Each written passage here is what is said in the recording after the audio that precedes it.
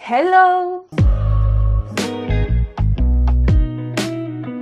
Sujet qui fâche aujourd'hui, on va parler perte de poids. Donc aujourd'hui, dans cette vidéo, tu l'as vu dans le titre de toute manière, on va parler de 5 raisons de pourquoi tu ne perds pas de poids. Parce que je ne suis pas encore coach, mais j'ai déjà un petit peu un pied là-dedans. Et très régulièrement, ça arrive que les gens viennent et disent « Je ne comprends pas, je fais tout ce qu'il faut, je mange correctement, je me suis mise au sport et pourtant je ne perds pas de poids. » Tu n'es pas un alien, tu n'es pas un extraterrestre. Normalement, si tu fais tout ce qu'il faut, tu devrais perdre du poids. Donc là, aujourd'hui, je vais juste aborder 5 points qui pour moi sont fondamentaux et qui peuvent expliquer le pourquoi tu ne perds pas de poids. Je ne vais donc pas parler de comment perdre du poids, les astuces, les choses comme ça qu'on peut mettre en place pour perdre du poids. Si jamais ça t'intéresse, dis-le moi dans les commentaires parce que j'avais pensé à faire une vidéo un petit peu dans ce style-là. Mais aujourd'hui, ce sera pas le sujet. C'est tout pour l'introduction. On va partir du coup pour ces 5 raisons. Mais juste avant, je te rappelle quand même que l'objectif est les 1000 abonnés pour cet été, pour les 1 an de la chaîne. Donc si jamais ce n'est pas déjà fait, n'oublie pas de t'abonner tout de suite maintenant.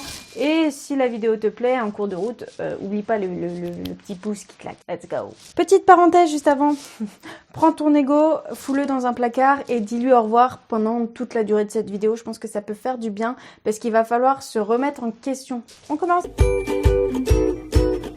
Le premier point, c'est tout simplement, je t'avais dit que ça allait faire mal, que tu ne fais pas réellement ce qu'il faut. Tu ne fais pas ce que tu penses que tu fais qui est bien et qu'il faut faire.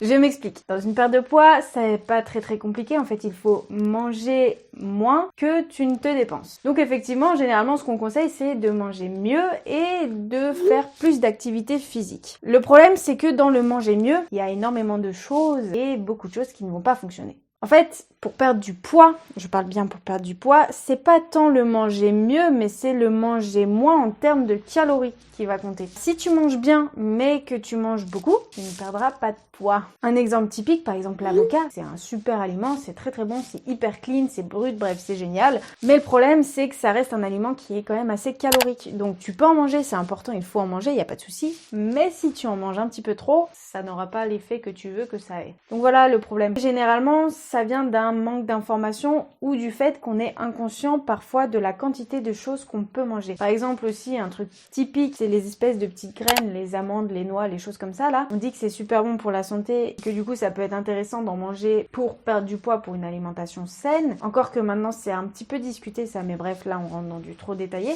Mais le problème c'est que souvent, t'en pioches une, t'en pioches deux et puis tu t'arrêtes plus. Et là tu fais juste augmenter ton total calorique en flèche. Donc c'est peut-être pas forcément le truc le plus intéressant. Tu peux en manger, mais attention à la quantité. Ce point-là, il est pas si méchant que ça, c'est juste un fait. C'est que généralement, tu crois faire quelque chose, mais en fait, tu le fais pas si bien que tu le penses. Du coup, il y a une solution pour ça qui est assez contraignante, mais en termes de nutrition, si tu penses que ton problème vient de la nutrition, il y a un truc tout con à faire qui est super chiant, mais on va se rendre compte qu'en fait on mange beaucoup plus qu'on ne le pense, c'est de prendre un carnet, une feuille, ton téléphone, peu importe, et de noter tout ce que tu manges et tout ce que tu bois, à part l'eau. Sinon, vraiment, tu notes tout et tu verras que finalement, peut-être que ton total calorique est beaucoup plus important que tu ne le pensais. Pareil pour le sport. Effectivement, se mettre au sport, les 3/4 du temps, ça va t'amener des résultats. C'est obligé. Si tu ne fais rien et que tu commences à te mettre au sport, généralement, tu as des résultats. Le truc, c'est que si derrière, tu manges le double, parce que tu as un petit peu plus faim, là, tu n'auras pas forcément de résultats, tu vois. Donc, c'est important de vraiment prendre conscience de ce que tu fais réellement et pas de ce que tu penses faire. Deuxième chose qui arrive très régulièrement, tu te donnes des excuses pour pas faire ce qu'il faut. J'entends vraiment très régulièrement le « ouais mais ça ne fonctionne pas sur moi ». La nutrition et l'activité physique, je suis la première à dire que c'est hyper individuel. Quelque chose qui fonctionne sur quelqu'un ne fonctionnera pas forcément sur quelqu'un d'autre. Maintenant, il y a quand même des règles générales qui sont communes à l'être humain qui ne changeront pas. Et je suis désolée, mais si tu manges correctement et que tu fais de l'activité physique, forcément ça fonctionnera en fait. Donc, par exemple, quand on me dit « moi ça fonctionne pas quand je me mets à faire du sport et quand je mange des légumes, je prends du poids, j'en perds pas ». C'est pas possible. Il y a forcément un problème quelque part. Donc il faut pas te trouver des excuses. Si tu ne perds pas de poids, c'est pas parce que ça fonctionne pas sur toi. C'est parce qu'il y a un problème quelque part.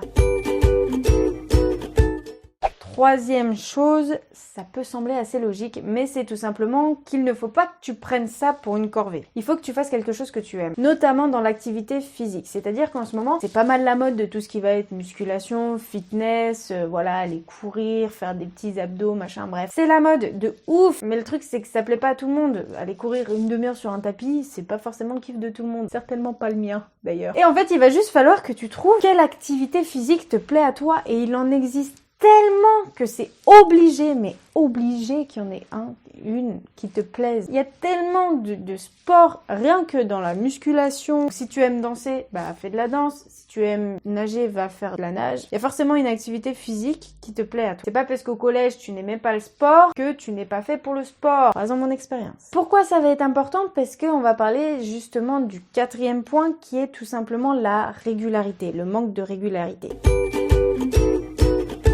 Et là, ça va être aussi bien pour la nutrition que pour le sport. Mais justement, si on raccorde un petit peu avec le point précédent, si tu n'aimes pas le sport que tu fais, tu vas avoir plus de mal à être régulier. Peut-être que tu vas y aller à fond pendant un mois et puis après, ça te saoule un peu, du coup, tu n'iras plus. Dès qu'il va faire un petit peu plus froid, que la nuit tombe plus rapidement, t'auras plus envie. Donc ça ne sert à rien. Il faut vraiment que tu trouves une activité qui te plaise pour être régulier ou régulière dans le temps. En termes de nutrition, là aussi c'est assez flagrant. Des personnes qui pensent que manger bien 4 jours dans la semaine et puis après faire une orgie alimentaire les 3 jours restants, ça va pas fonctionner en fait. Franchement, c'est même pas rare, ça nous est tous arrivé, on mange super bien pendant 3-4 jours, puis après les 3 jours restants, c'est une orgie alimentaire. Il faut encore une fois que ce soit sur le long terme, que ça te plaise, que tu kiffes manger ce que tu manges, donc pas trop de restrictions, mais surtout voilà, que ce soit quotidiennement tu manges bien et que de temps en temps tu te fasses un petit plaisir un petit peu plus calorique. Mais si le moment où tu te fais plaisir, tu manges énormément, bah non, ça marchera pas, je suis désolée. Donc voilà, la régularité, il n'y a pas de secret. C'est comme ça. C'est pour ça qu'il faut pas aller du jour au lendemain en mode switch. Ah bah demain ça y est, je mange correctement et je me mets au sport. Non, ça fonctionnera pas. Donc peut-être au début mets-toi au sport, puis petit à petit va vers une alimentation de plus en plus saine, mais ça c'est pareil. Moi encore aujourd'hui, il y a des choses que je fais qui sont pas forcément très très bonnes et je continue encore un petit peu à améliorer mon alimentation. Ça se fait pas du jour au lendemain. Ça c'est un petit peu à toi de voir qu'est-ce que tu peux supprimer ou réduire dans un premier temps et aller petit à petit vers le plus dur. Par exemple, moi je sais que ce qui m'a été très difficile à supprimer, ça a été mes céréales du matin. Je les ai supprimées il y a pas longtemps, pendant le confinement, mais voilà, c'était très dur.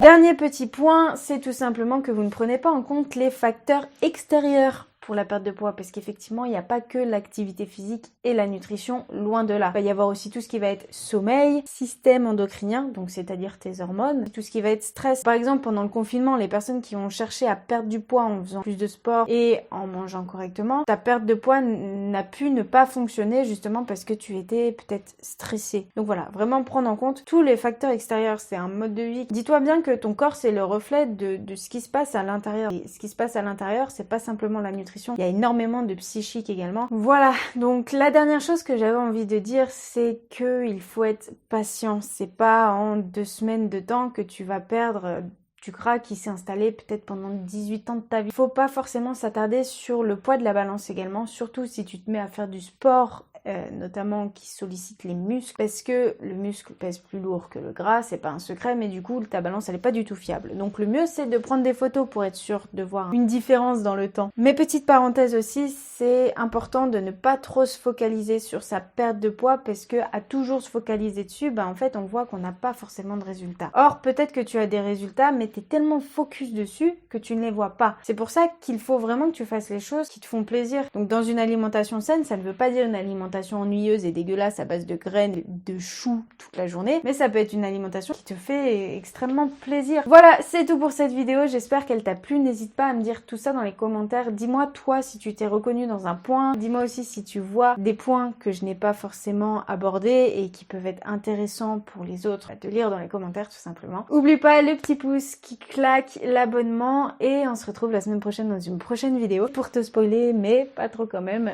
j'ai super faim mais je peux pas manger. Voilà un petit peu le thème de la vidéo de la semaine prochaine. Sur ce, je te laisse, je te souhaite une bonne journée. See ya! Tu peux maintenant t'abonner en cliquant juste ici, puis regarder une autre vidéo qui devrait te plaire. À bientôt!